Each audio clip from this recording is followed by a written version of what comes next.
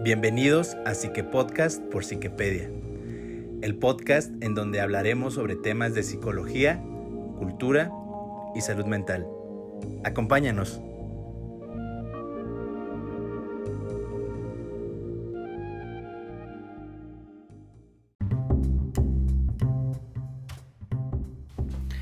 Hola, ¿qué tal a todos? ¿Cómo están? Yo soy Alberto San. Les doy la bienvenida a un Psique Podcast más por Psiquepedia. Me encuentro aquí con Diana Ortiz, psicóloga de Psiquepedia, y estamos muy contentos por todo el apoyo que le han dado al Psique Podcast. Hoy vamos a hacer un estudio de caso muy interesante, entonces los invito a que se queden, a que escuchen completo este Psique Podcast que hacemos con mucho cariño para ustedes. Y pues, Diana, te dejo con el público. Gracias, Alberto. Muy bien, pues hola a todos. Y en esta ocasión, efectivamente, vamos a hablar de un estudio de caso de Phineas Gage. Este les debe sonar a quienes están estudiando o estudiaron ya la carrera de psicología, pues es un caso de cajón. Entonces, sin más preámbulo, comenzamos. Phineas era un barrenero, es decir, el operario que colocaba los barrenos en las minas y en las canteras para desmontar o quitar las rocas que obstruían el trabajo. Él estaba trabajando en la construcción de un ferrocarril y murió el 21 de mayo de 1860 en San Francisco. Es decir, murió 12 años después del accidente tan impactante y que de alguna manera contribuyó mucho después al estudio del cerebro humano, ¿no? Él se volvió famoso después de su muerte porque desarrolló el interés de los médicos por estudiar su caso y sobre todo su cerebro. Él sufrió el accidente el 13 de septiembre de 1848, cuando tenía 25 años. Aquel día él colocaba un barreno y primero hizo con una barra de hierro el agujero en la roca, después lo rellenó con pólvora, un detonador y arena, y finalmente lo compactó con la barra de hierro. Entonces, a las 4:30 aproximadamente, la carga explotó repentinamente. Y hay dos teorías. Una, la que menciona que quizás olvidó poner la arena en la carga, y otros dicen que al momento de compactarla lo hizo de una manera equivocada y apresurada y provocó un chispazo, lo cual detonó la explosión. Bueno, no se puede confirmar cuál de estas fue, pero la barra salió disparada y entró por su pómulo izquierdo, por debajo del ojo, saliendo por el centro de la cabeza, un poquito más atrás de la frente, es decir, más o menos en donde empieza el crecimiento del cabello. La barra medía 1,10 metros, tenía 3.2 centímetros de diámetro y pesaba aproximadamente 6 kilos. Phineas no murió, de hecho sobrevivió sin aparentes secuelas, es decir, después de que se levantó, una vez que tenía incrustada la barra, él pudo y estuvo en todo momento en movimiento y hablando con las personas de su entorno, nunca perdió la conciencia. Y aquí es donde empieza el milagro médico. El doctor que lo atendió fue el doctor Harlow. Él fue quien documentó absolutamente todo del caso, todo lo que pudo, es decir, su historia familiar, durante el proceso en el que él lo curó, lo atendió y dio seguimiento a lo que aparentemente después le pasó. De hecho, Phineas sobrevivió a una gran infección por la herida que le causó fiebre y delirios. Básicamente 10 semanas después del accidente parecía pues recuperado casi en su totalidad. Perdió parte del cerebro o algunos centímetros cúbicos del lóbulo frontal. Entonces, aquí lo que llama la atención del Dr. Harlow es que realmente él en todo momento tuvo sus capacidades aparentemente intactas, pero con el tiempo lo que cambió fue su personalidad. Es decir, que después del accidente él ya no volvió a ser el mismo. Hay pocos datos que pueden confirmar varios detalles de la historia o de lo que proporciona el doctor, pero mencionan que lo que llamó la atención fue su cambio de carácter, que familia y compañeros notaron el cambio en él, que de hecho no fueron cambios sumamente bruscos, fueron cambios sutiles, pero lo suficientemente evidentes para que su familia y amigos fueran capaces de notarlo. Y de hecho él fue capaz de, después del accidente, seguir con su vida y encontró trabajo tiempo después. Entonces el doctor Harlow lo curó, lo trató durante varias semanas y se incorporó al trabajo, pero sus compañeros decían que nunca fue el mismo. En los años siguientes realizó varios trabajos manuales, fue conductor de carrozas y de varios transportes, viajó a Nueva Inglaterra, vivió un tiempo ahí, también se menciona que estuvo viviendo algunos años en Chile y después regresó con su hermana y su mamá a San Francisco para vivir ahí permanentemente con ellas. Él dejó de trabajar en la obra y pocos meses después del accidente pasó a trabajar en un museo. Entonces de ahí fue donde después se colocó en Chile para vivir y trabajar como conductor de carruajes de caballos. Y una vez estando en Estados Unidos fue cuando empezó a deteriorarse su salud y enfermó. Ahí es donde empieza a presentar los primeros ataques epilépticos hasta que murió en 1860. De hecho murió a secuela de un ataque epiléptico.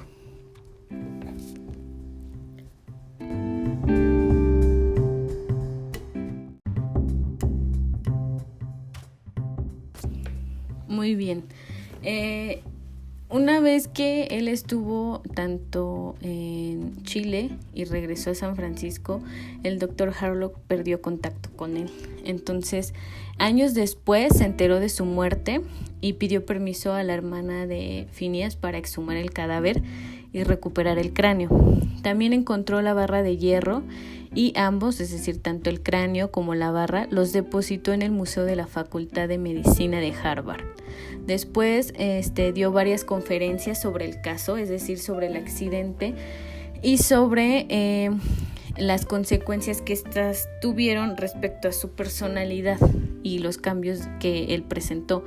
En ese entonces se especuló lo que el Dr. Harlow presentaba, pero realmente no le dieron mucho crédito ni tuvo mucha veracidad, precisamente porque en esa época realmente no consideraban que esto fuera posible y no se tenían muchos conocimientos respecto al cerebro humano. Es decir, se creía que todo el cerebro se encargaba de todas las funciones, no que estaba dividido y que cada parte del cerebro podía tener responsabilidad en determinadas funciones para el ser humano.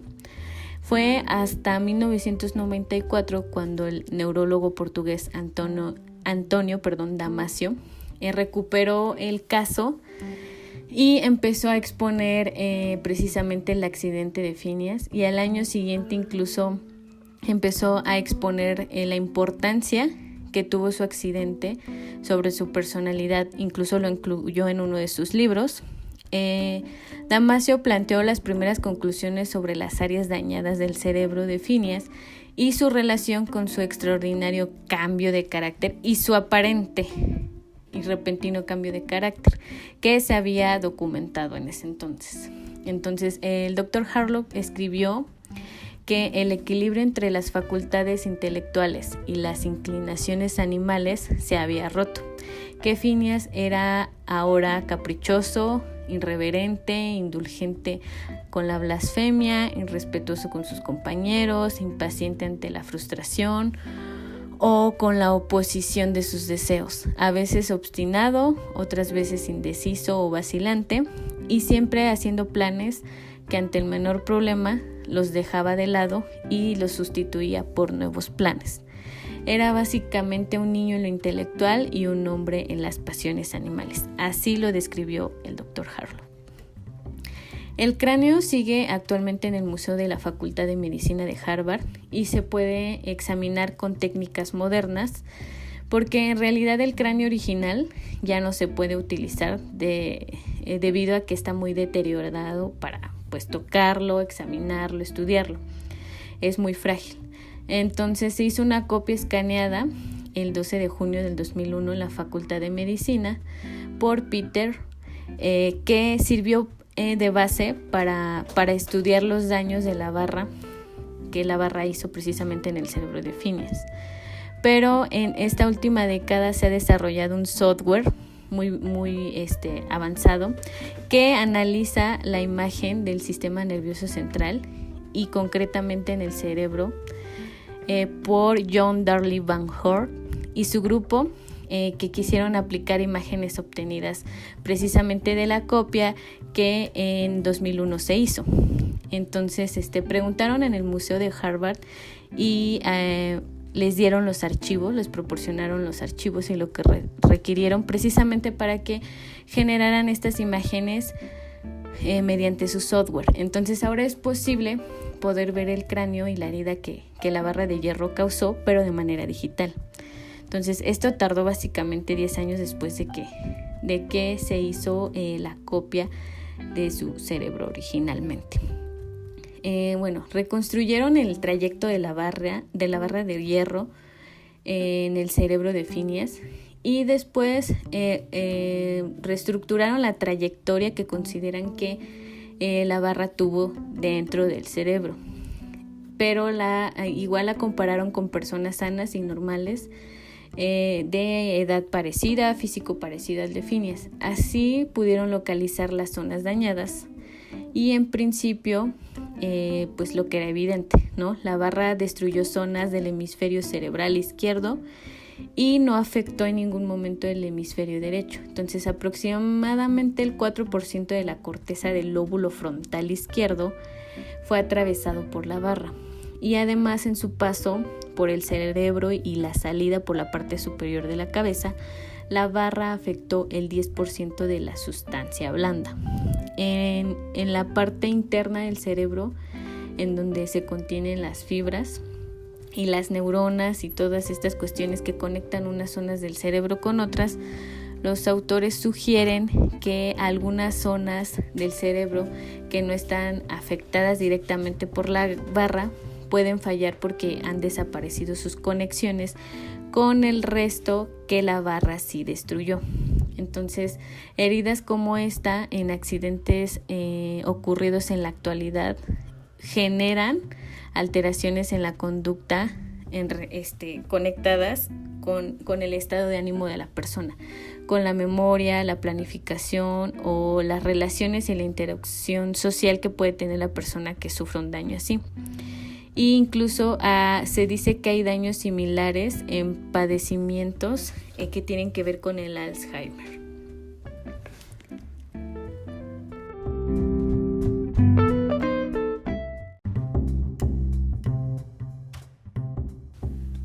Ok, ahora la pregunta más importante. ¿Por qué es tan relevante el caso de Phineas?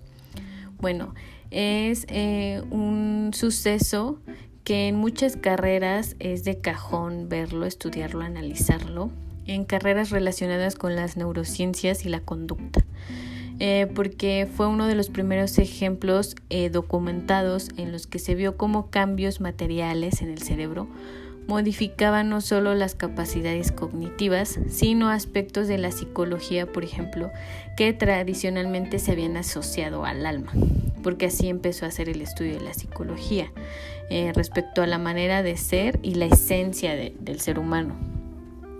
De modo que el accidente con esta barra de metal sirvió para señalar las bases biológicas en las que se sustentan procesos psicológicos más abstractos y también la gestión de emociones, la toma de decisiones, y además también sirvió para reforzar la hipótesis de que diferentes áreas del cerebro se ocupan de diferentes aspectos de la conducta, por ejemplo, que es algo que no se tenía considerado en su momento.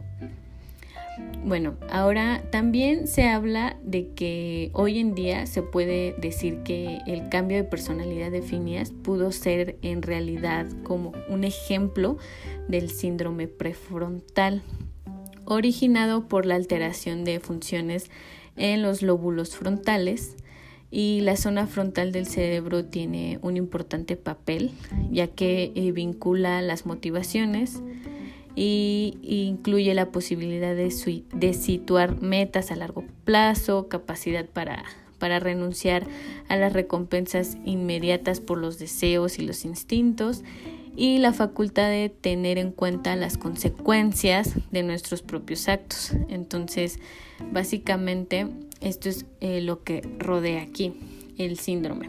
El cambio de comportamiento que sufrió Phineas también se compara o se ven similitudes con algunos aspectos de conductas de alguien con personalidad psicopática. Es decir, los psicópatas han mostrado dinámicas de activación neuronal en los lóbulos frontales distintas al resto de la población que no tiene esta patología. Pero en el caso de Phineas, esto estaría producido por la reorganización de las neuronas tras haberse lesionado el encéfalo por la trayectoria de la barra de metal. También se habla de otra probable explicación para su cambio de carácter y de personalidad, que es que no solo que la lesión cerebral fue la causa fundamental del cambio, sino que se analizó que también pudo llegar a ser por la desfiguración. O sea, hablo de la desfiguración no solamente física, porque obviamente hubo una cicatriz, sino que la desfiguración de saberse y catalogarlo como alguien falto de, es decir, que después de la trayectoria y los estragos de la explosión y la barra de metal, él ya carecía de parte de su cerebro, y que por ende ya era básicamente diferente al resto. Entonces a esto me refiero con el impacto social que suponía estar desfigurado, ¿no? Entonces esto lo llegaron a señalar varios profesionales en el ámbito de las neurociencias, que era muy probable que al menos una parte de sus cambios de conducta se debieran al impacto social que conlleva ser visto por los demás como alguien diferente, falto de una parte de su cerebro en este caso. Y como siempre, es difícil desligar los aspectos biológicos de los que tienen que ver con lo social y lo cultural. Entonces, ya ven qué interesante es este caso, cómo es que de un accidente y de algo básicamente que fue catalogado como un milagro, al sobrevivir a un accidente de esta magnitud, pudo generar incógnitas, curiosidad, y llevaron a hacer bases dentro de la psicología, de las neurociencias, de la medicina, respecto a toda la importancia y la capacidad que tiene el cerebro, ¿no? Entonces, es un estudio muy interesante. Hay muchos artículos, muchos documentos que desde el siglo XIX aproximadamente se fueron generando cuando el caso se expuso por el Dr. Harlow.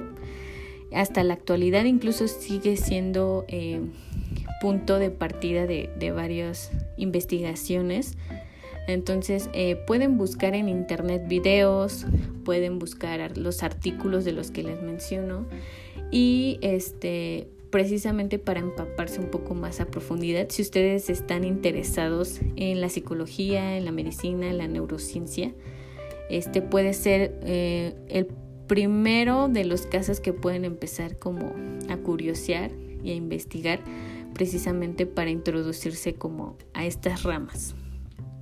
Y pues de mi parte es todo.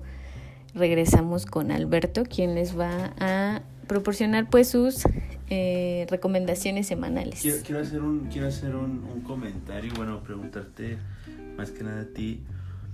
Después de todo el proceso que tuvo que pasar el cerebro de Phineas, o sea, para que lo estudiaran, ¿tú crees que la tecnología, o sea, si Phineas hubiera estado en otra época y la tecnología hubiera sido otra, ¿de qué grado de descubrimiento estaríamos hablando, más o menos? O sea como algo totalmente insólito, digo, lo es, pero ¿qué se podría haber descubierto de todo este tipo de investigaciones en un tiempo actual o incluso en el futuro? Porque pues yo creo que tal vez sí hubiera sido caso de interés, pero por el impacto de haber sobrevivido de nuevo a un accidente que genera que te atraviesen y pierdas parte de tu cerebro. Pero realmente lo relevante aquí, lo importante de que ocurriera en la época en la que ocurrió, fue que él generó las bases para muchos médicos sobre empezar a preguntarse si realmente el cerebro era como hasta ese momento lo creían, okay. Las funciones que el cerebro en ese momento estaba catalogada que tenían, y al extremo de cuestionarse mucho de los conocimientos que ya estaban establecidos, y los motivó precisamente a que investigaran más. No por nada se preservó tanto tiempo pues su cráneo y la barra. Entonces creo que eso es lo relevante. No podría imaginar que hubiera pasado porque realmente en el momento en el que pasó fue el adecuado, a pesar de que pues obviamente las consecuencias las tuvo que tener él, ¿no? Bueno, a mí se me hace muy, muy interesante por la naturaleza, ¿no? De traer ahí algo metido en el cerebro y que es algo ajeno, ¿no? No es como un procedimiento médico al que con toda todo el cuidado y todo lo necesario se puede hacer, y de la nada tienes ahí un pedazo de metal en el cerebro. Bueno, pues entonces pasemos a las recomendaciones semanales. Vamos a un corte y regresamos.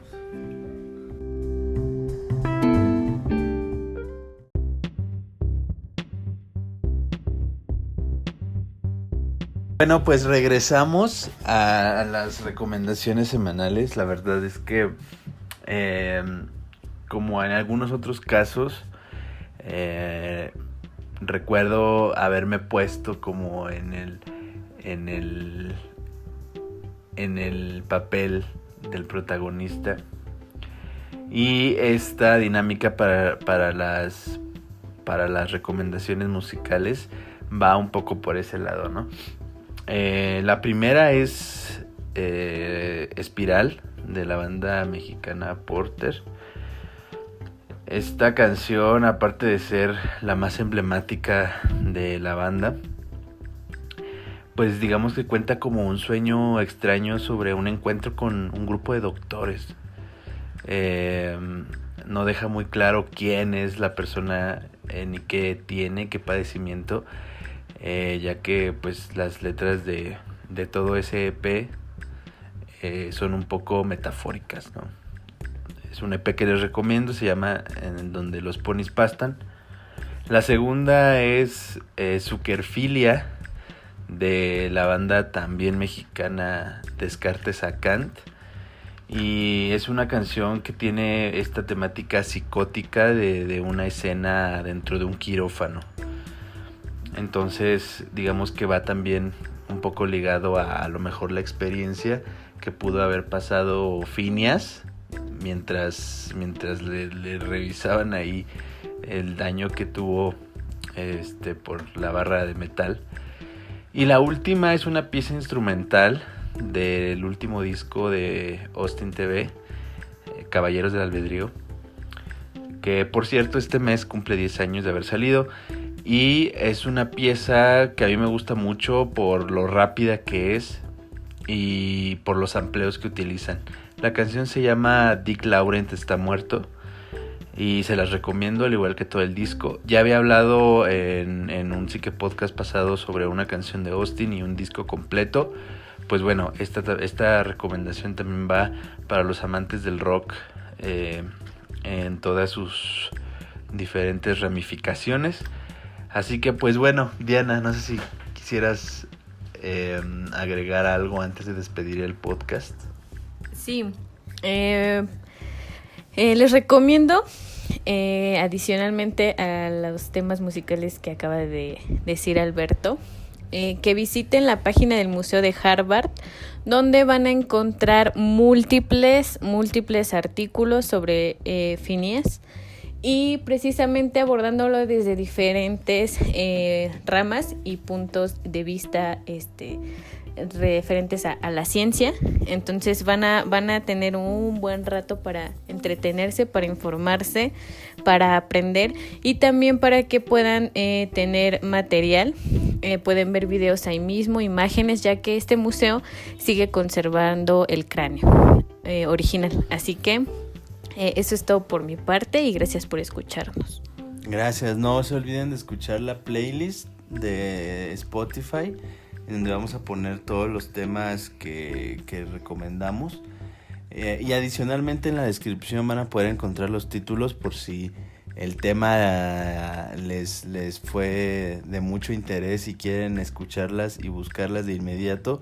Ahí van a tener los nombres y su correspondiente artista.